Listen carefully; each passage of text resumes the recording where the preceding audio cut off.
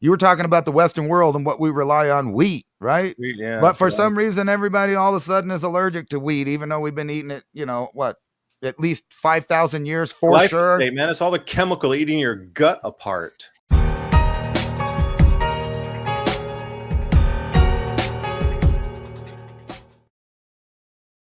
Well, yeah, and then see, And it's GM as well.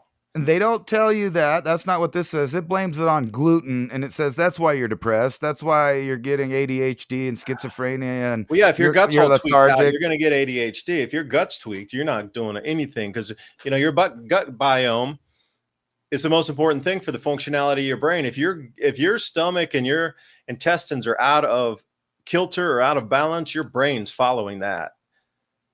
Yeah, I was your looking brain for follows what's happening in your stomach and your gut lining all the way through your intestinal tract. For some reason I can't find it. Let me look for it. It was an article exactly about your gut biome, and that the scientists discover sixth sense in your gut that makes you want to eat more or eat less or whatever it was talking about.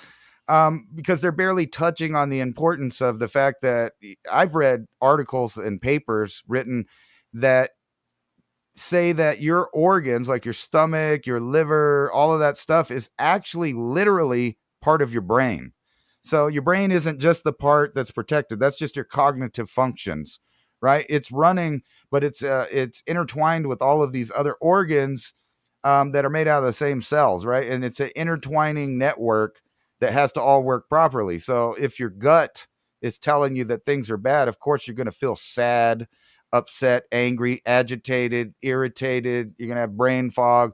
And that's basically what they're saying. But now they're acting like they just discovered something to find out that you may have actually a sixth sense in your stomach, that makes you feel uneasy about things, or maybe you feel threatened and your instinct to fight or flight may start happening when you sense a situation. Well, how's that going to happen if it's completely destroyed and you got, what do they call that? The leaky gut stuff. I mean, like, I saw a paper the other day that said at least 70% of Americans have that problem.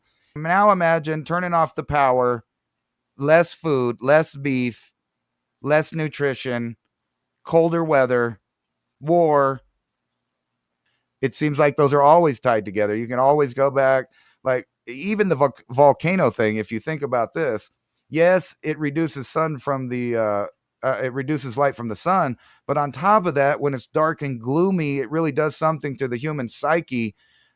It's that doom and gloom feeling. If you get up every day, it's cloudy, it's gray, it's blowing, there's no sun, things aren't growing. Well, the human feels that too, along with missing nutrition because of the same circumstance. So we're like so in tune with nature that it literally needs to be sunny skies and happy days out there for us to be happy, which includes us eating and devouring things that come from that same environment. Changes in latitudes, changes in attitudes. And the happy animals. Do you want to eat fear? And they're not that great a shape either. And if they're eating that grain, then probably they're having ADHD and all that stuff too. And then we're eating that. Versus like this cow that's running around with its herd having the time of its life out in a field on a ranch somewhere. It's living a great life until we eat it. That's what I want to eat. Yeah, I do as well. And for those of you out there, if you're going to order a full beef, like a whole cow, you might want to split it with somebody, because our meat costs, I think I'd have to get it around, it was either $2.25 a pound or $2.50 a pound live weight. So if you're getting, let's do easy math, like 1,000-pound animal, that'd be $2,500 if it was $2.50 a pound. And then you need to get it up to a butcher, and they're going to charge you a certain amount to dispatch the animal, and then they're going to charge you by hanging weight to get that thing butchered out. And Ransom can talk far more eloquently about that.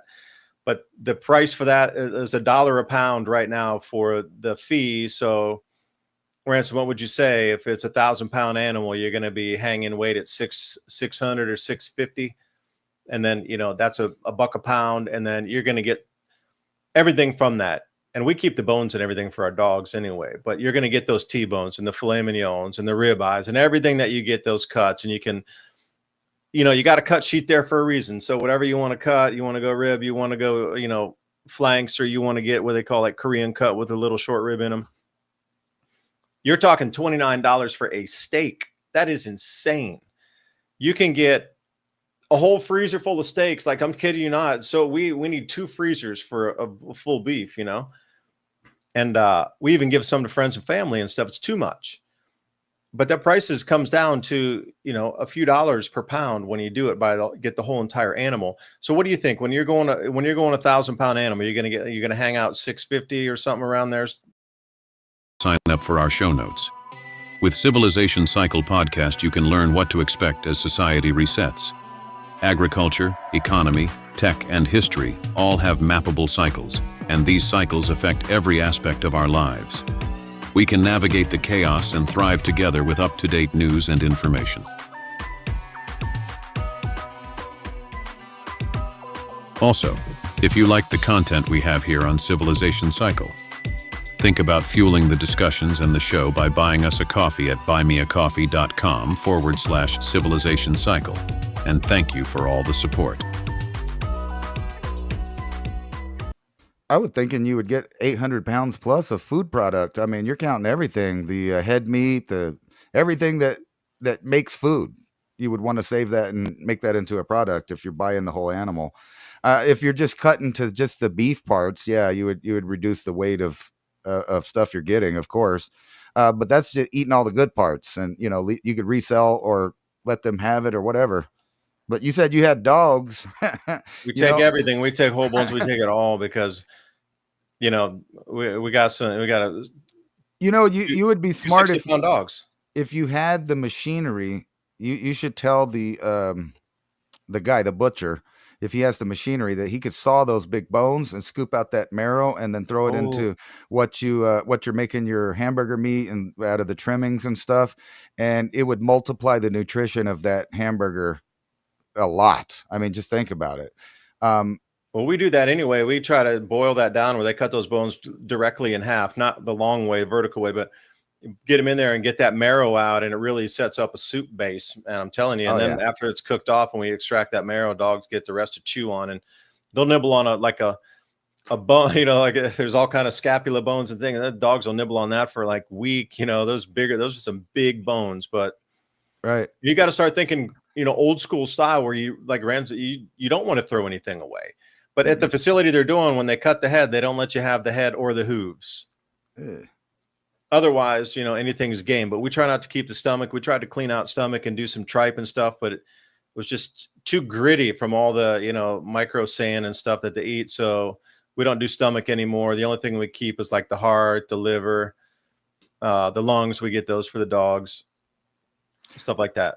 Well, that's how you'll know that we're really starting to go in poor times, because all of those foods that are kind of attributed to poor people, like chitlins and things like that, that all came about because they didn't waste anything.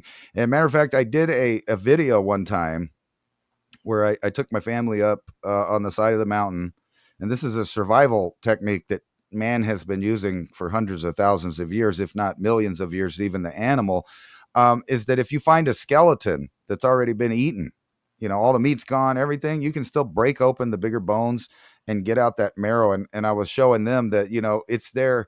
It lasts a really long time. You can come across something that looks like, you know, it's been there for several years, break it apart, and there's still a big chunk of yellow, fatty marrow in the bigger bones of that stuff. And you can you can either boil it out, you know, to make sure there's no pathogens in it, or just start frying it. It burns like butter in a pan. Like you can literally put it right on an iron skillet, get it up, superheated till it starts smoking. You know, you've killed everything in it, and now you've got a food base. Even if that's the only thing that you're eating, it's better than not having a meat source of some kind. That'd be solid. Those oils, you know. Yeah. You know, you need those oils for your brain anyway. And this is another thing for prepping out there. You're going to need some oils. Like coconut oil is a good one. I store it in the freezer. I don't know what you're doing with oils, but you know, the lard we put in the freezer too. And, you know, we render down a lot of our own fats too. Like once we get, you know, we'll get a whole hog, it'll be like 375 pounds or something like that. But we always take the fat with it, and then we'll render down the fat. But there's a huge amount of possibilities, and then we get the chicharrones with that after we render it down. So you get those pork skins. Love those things. You know, But I I'm was not gonna. afraid of eating those because it's not coming from factory. It's not baked in seed oils. It's actually coming from the animal's fat itself. Right. So hugely, if I was going to say prep something and you only had a handful of items that you could possibly get, oils has got to be right in there at the very top. You need those oils. If you don't have those oils in your brain, you are not going to function, period. You are going to turn into a vegetable if you're just existing on vegetables. You need oil. You need those fats in your brain. Yeah, not only that, if you don't have meat, but you do have stored, like lard, manteca, Yeah. whatever stuff it is, even when you put that in your soups or your beans or whatever, it tastes totally different, and your brain recognizes the animal content, and it just makes it a better, more nutritious thing. Not only from a flavor standpoint, it makes you feel like, so if you just did a pot of pinto beans, but you had some lard fat in there, it's going to taste totally different than if you just did it in water.